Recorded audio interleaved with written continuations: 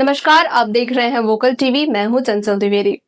मुंगेली जिले के कलेक्ट्रेट स्थित मनियारी सभा कक्ष में कल शाम 4 बजे निर्वाचन नामावली के विशेष गहन पुनरीक्षण यानी स्पेशल इंटेंसिव रिवीजन एसआईआर को लेकर एक अहम प्रेस वार्ता आयोजित की गई।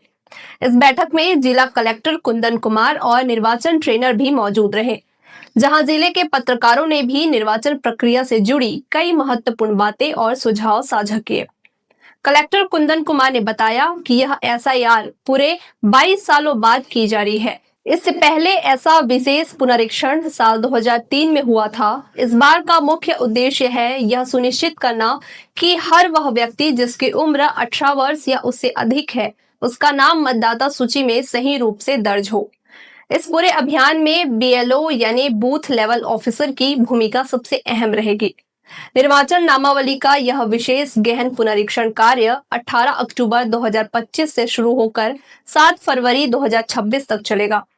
अब बात करें फॉर्म कैटेगरी की। निर्वाचन फॉर्म 3 अलग अलग श्रेणियों में भरे जाएंगे। कैटेगरी ए, जिन मतदाताओं का नाम 2003 से 2025 की सूची में पहले से है। कैटेगरी बी, जिनके नाम सूची में नहीं है लेकिन माता पिता के नाम शामिल है। कैटेगरी सी, जिनका नाम और उनके परिवार का नाम भी सूची में नहीं है। ऐसे मतदाता काल्पनिक मतदाता की श्रेणी में रखे जाएंगे। इसके अलावा जिनका जन्म 1987 से पहले हुआ है, उन्हें एक सब कैटेगरी में शामिल किया जाएगा। निर्वाचन आयोग ने 13 प्रकार के दस्तावेज तय किए हैं, जिनमें से किसी भी 2 दस्तावेज के जरिए पहचान और जन्म तिथि प्रमाणित की जा सकेगी। ध्यान दें, आधार कार्ड को इस प्रक्रिया में केवल निवास प्रमाण पत्र के तौर पर माना जाएगा, जन्म तिथि के प्रमाण के रूप में नहीं। जन्म तिथि साबित करने के लिए मार्कशीट या जन्म प्रमाण पत्र अनिवार्य होगा। साथ ही जाति प्रमाण पत्र और निवास प्रमाण पत्र भी आवश्यक है। बीएलओ आपके घर पर अधिकतम 3 बार आएंगे। यदि मतदाता अनुपस्थित मिला तो घर पर सूचना चस्पा की जाएगी। हर बीएलओ को रोजाना कम से कम 50 फॉर्म भरने का लक्ष्य दिया गया है। निर्वाचन आयोग की गाइडलाइन के मुताबिक अब डेट ऑफ बर्थ और बर्थ प्लेस आईडी प्रूफ देना अनिवार्य है और सभी दस्तावेज पूरे होने के बाद मतदाता को शपथ पत्र पर हस्ताक्षर करना पड़ेगा, क्योंकि दी गई हर जानकारी के लिए वह स्वयं जिम्मेदार होगा। अब बाद में यह पाया गया कि मतदाता ने गलत जानकारी दी है तो लोक प्रतिनिधित्व अधिनियम 1950 की धारा 31 के तहत कानूनी कार्रवाई की जा सकती है, जिसमें कारावास की सजा भी हो सकती है।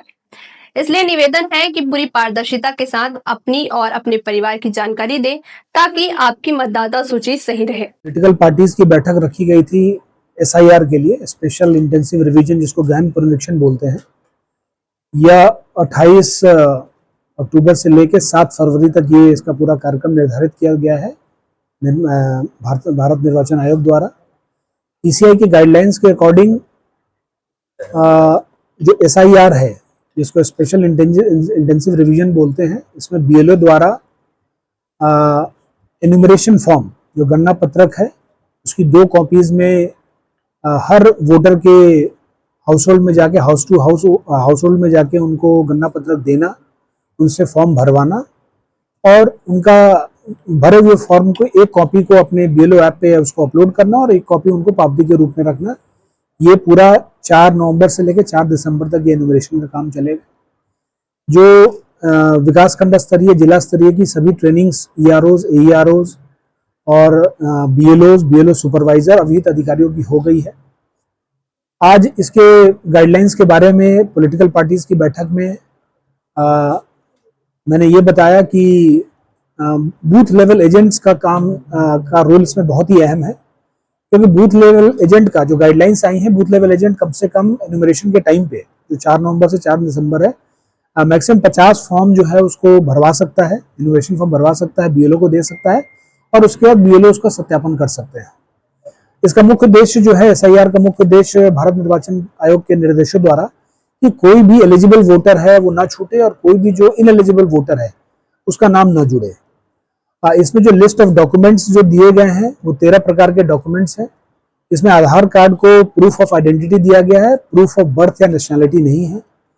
इसमें जो डॉक्यूमेंट्स हैं उसको बीएलओ को देते समय इस बात का ध्यान रखना है कि जो भी राज्य सरकार द्वारा, भारत सरकार द्वारा जो भी जो मान्यता देने वाले जो डॉक्यूमेंट्स है, birth certificate, forest right certificate, domicile certificate, इस तरह के सर्टिफिकेट जिससे कि डेट ऑफ बर्थ और प्लेस ऑफ बर्थ अगर इस्टेब्लिश होता है कि वो भारत में पैदा हुआ है और भारत में का नागरिक है, वो सब डॉक्यूमेंट्स इसमें काम आएंगे।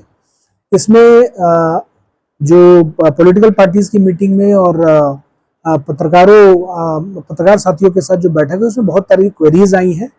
इसमें ये भी चीज आई कि किस तरह के वोटर्स को डॉक्यूमेंट देना पड़ेगा, किस तरह के वोटर्स को डॉक्यूमेंट नहीं देना पड़ेगा। तो कैटेगरी और कैटेगरी बी ऐसे जिनका, क्योंकि जो हमारी लास्ट SIR हुई थी वो 2003 में हुई थी, जिसका कट ऑफ डेट 1/1/2003 था, और अभी 1/1/2026 के अनुसार ये सारी प्रक्रियाएं हो रही हैं। तो इस बीच में जिनका नाम या जिनके माता पिता का नाम अगर 2003 में है, 2025 में भी अगर उनका नाम है तो उनको कोई डॉक्यूमेंट देने की जरूरत नहीं है। जिनका 2025 में नाम है लेकिन जिनके 2003 में जिनका नाम नहीं है तो उनके माता या पिता के डॉक्यूमेंट्स देने की जरूरत पड़ेगी। तो ये पूरी कैटेगरी जो है आप लोग के माध्यम से बताई गई है।